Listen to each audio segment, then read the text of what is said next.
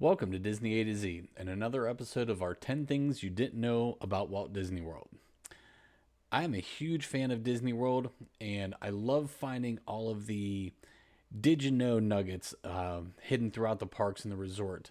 Last time we did 10 different things about Magic Kingdom you may not have known, and today I was going to do 10 things about Epcot you didn't know, and then at the last moment I had a brainstorm. I needed to include one more, so today's video is going to be 11 things you didn't know about Epcot, and without further ado, let's jump right in.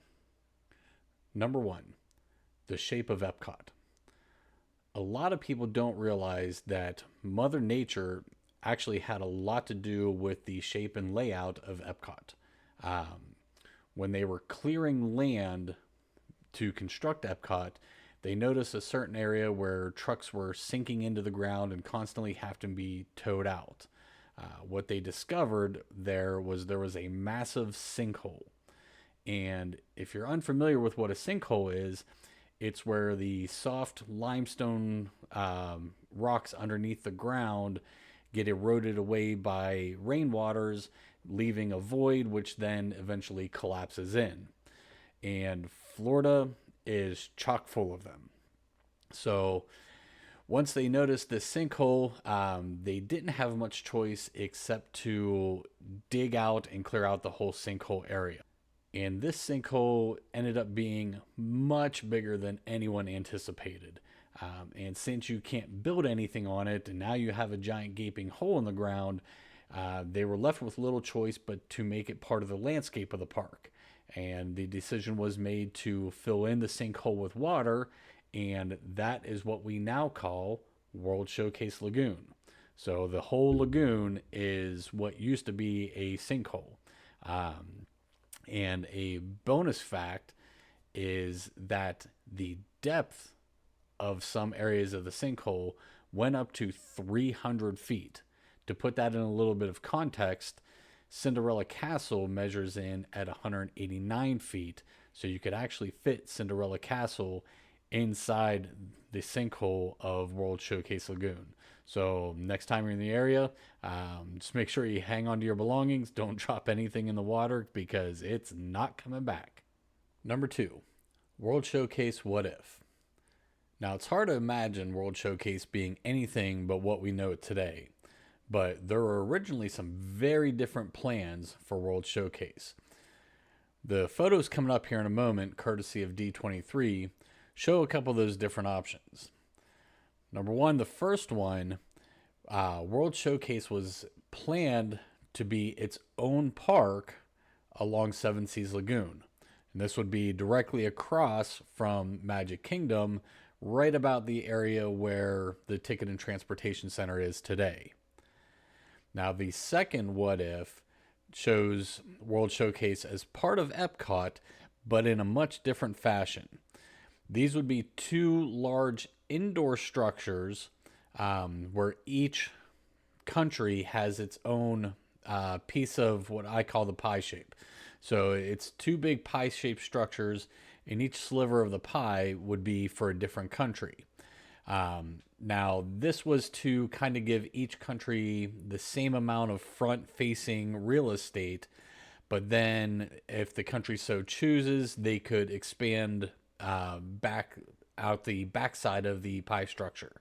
But the problem here is with it, I mean, there's some visual appeal to everyone having the same front structure, but the beauty of Epcot and the beauty of the International World Showcase is the uniqueness of each country. And this pie structure just really didn't give the countries what they needed, that uniqueness. So that's how they kind of ended up to where we are today. And thanks to Mother Nature and her sinkhole, we had this nice big lagoon to put all these countries around. And given the options, I'm kind of glad that we got what we have now. Number 3, missing countries. Honestly, I could devote an entire video to this subject. Currently, there are 11 different country pavilions in World Showcase, but it's quite evident that when you're there, there's room for a lot more. So, what other countries were planned, and where would they go? What happened? What's the story behind what we don't see now? Here are some of the countries that were proposed that never came to fruition.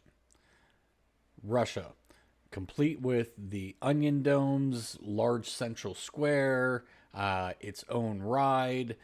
Russia was actually going to be installed next to Germany in World Showcase, but ultimately fell through when the Soviet Union collapsed.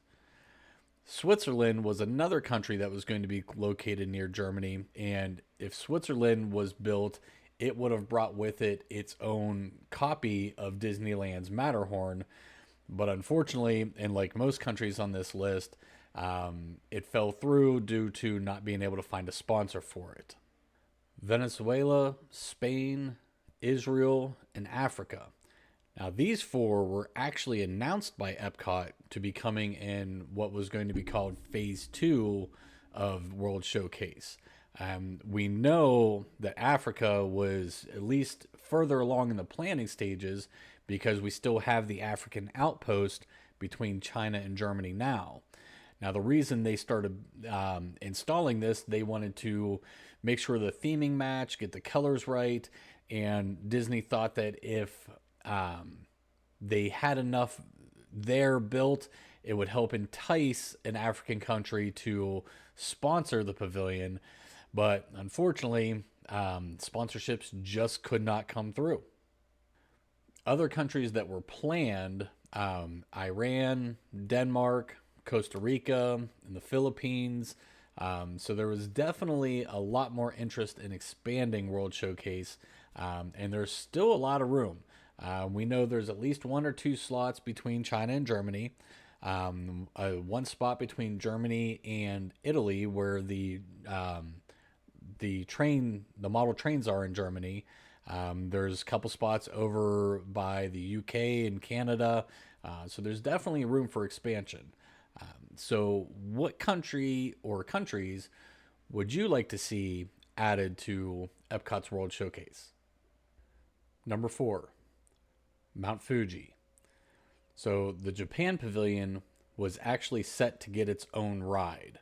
And if you look dead ahead at the Japan Pavilion in the back, you notice this very large building. Well, this building was actually the front part, which would house like the queue, the loading area for a Mount Fuji roller coaster. Now, this roller coaster was actually supposed to be a copy of the Matterhorn from Disneyland. And with the Switzerland pavilion falling through due to no sponsorship, it made for a very logical alternative to place the coaster in Mount Fuji in Japan. And the camera company Fujifilm was actually set to foot some of the bill for this, but another Epcot sponsor, Kodak, wasn't thrilled about it. Now, I'm paraphrasing here, but Kodak basically told Disney that it's us or them. And since Kodak had already sponsored several things in Disney and Epcot, Disney stuck with Kodak. And that is one of the leading reasons why we don't have a Mount Fuji roller coaster in the Japan Pavilion. Number 5, the Rhine River Cruise. Japan was not the only pavilion that was supposed to get its own ride. Germany was going to get its own ride as well. Now, this would have been a dark boat ride, similar to Small World, maybe not quite as and intense at the end as Maelstrom, but once again, part of the show building was built. The front queue area is still, that building is still visible today. So if you look towards the back of the Germany pavilion, you have the two arches. On the left, you're going to go to the beer garden, and the right, that was going to be the entrance to the Rhine River Cruise. Now, this ride would have been more of a scenic ride, taking you through the different rivers of Germany and seeing the different landscapes of the different areas of the countryside.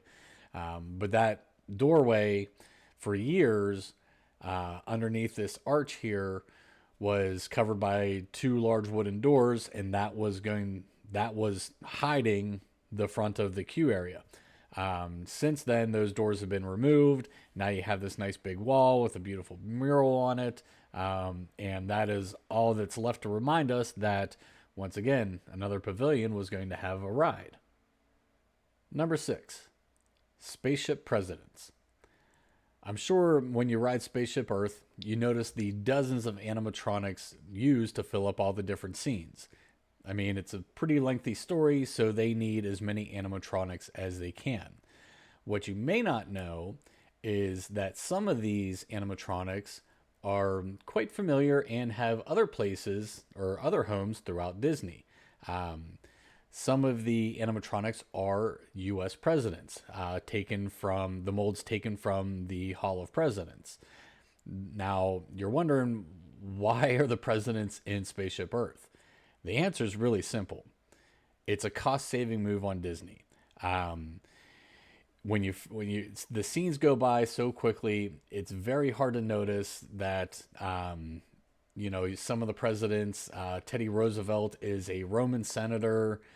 Dwight Eisenhower is playing the lute. Ulysses Grant, he's a sculptor.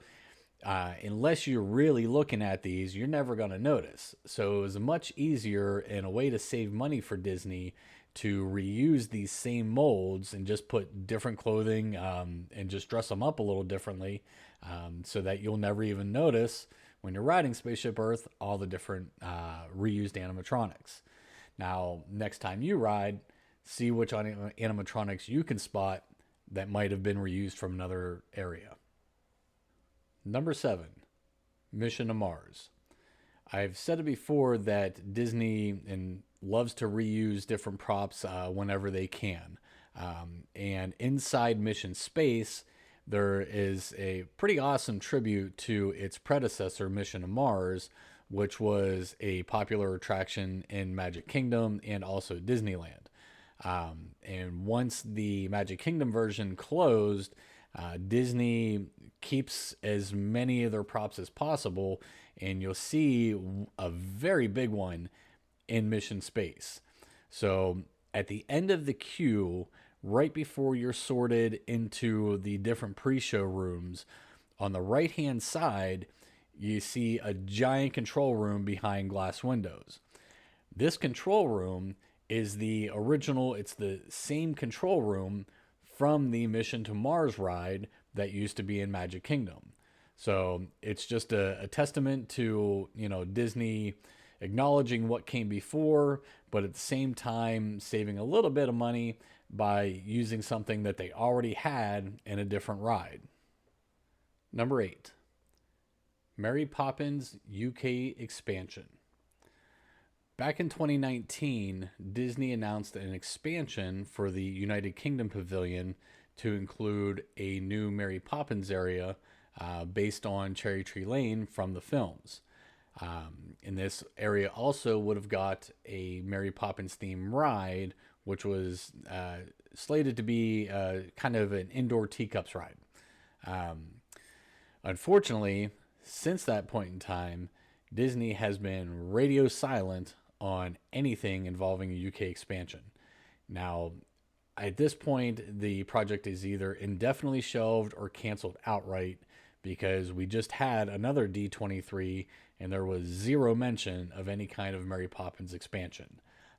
And a fun little bonus note, in the UK Pavilion now, in the back area where the garden is, a couple of the buildings there were actually built using blueprints from the Mary Poppins films. So some of those buildings are actual replicas of the buildings that were used in the film. Number 9, moon landings. So before you go into Mission Space, they have that large central courtyard area with the logo with the spaceship flying across. If you look off to the left, there is a replica of the moon. And on that moon, there's a lot of these tiny little golden markers. Each one of those markers represents a moon landing either by the US or the Soviet Union between the late 50s into the mid 70s. Now, Disney didn't have to do this. This is just a nice little extra layer of detail that really helps tie together the storytelling for the ride. Number 10, hot lava. Ever feel like you're climbing a mountain whenever you're trying to enter the land pavilion? That long upward slope, I know that can be pretty grueling on a hot summer day. I hate to tell you this, but it's actually intentional. The land is built to resemble a volcano, and that walkway is there to represent a lava flow, with the red parts of the pavement representing hot lava, and the black parts of the pavement are where the lava has cooled.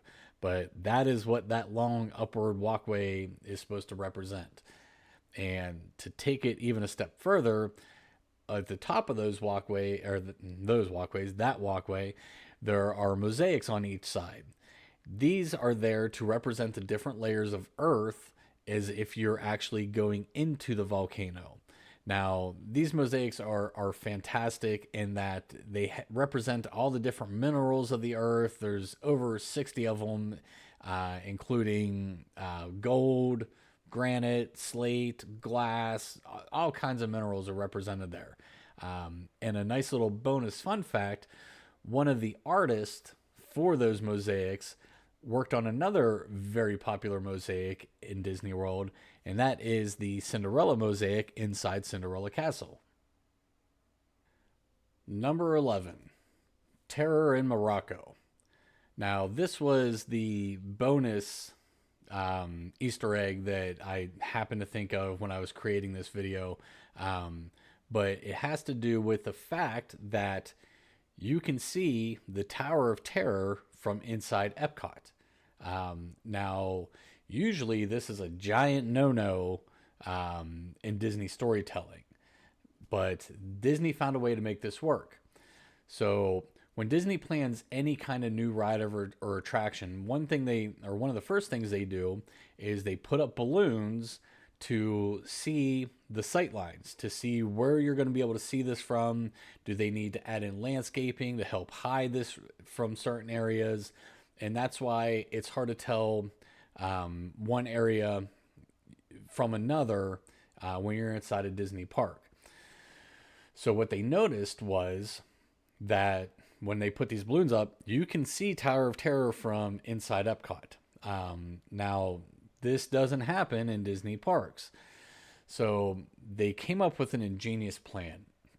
So number one, they painted Tower of Terror a color shade that not only matches 1940s Hollywood to fit inside Hollywood Studios, but also to fit in with Morocco and Epcot so that it didn't look out of place.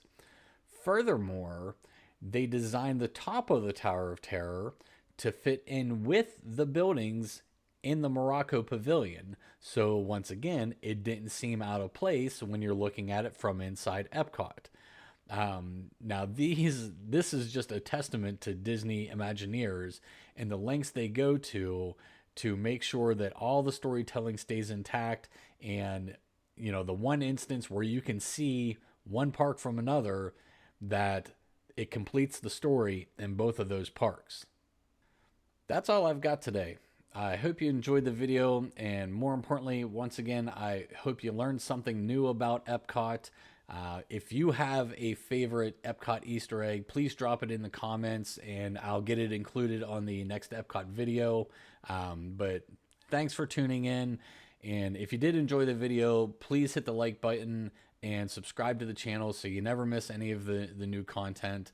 But thank you again, and I'll see you real soon.